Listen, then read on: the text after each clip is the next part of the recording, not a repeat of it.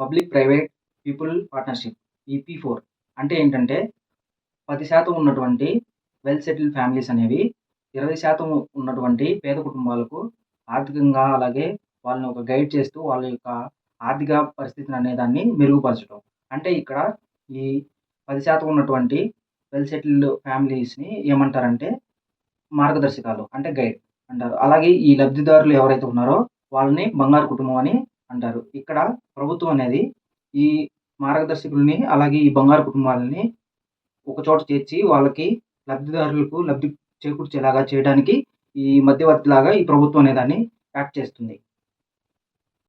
So, ఇలా చేయడం వల్ల పేదరికం రహిత ఆంధ్రప్రదేశ్‌ని 2047 సంవత్సరంలోపు చూడాలని గవర్నమెంట్ అనేది నిర్దేశం అనేది చేసింది.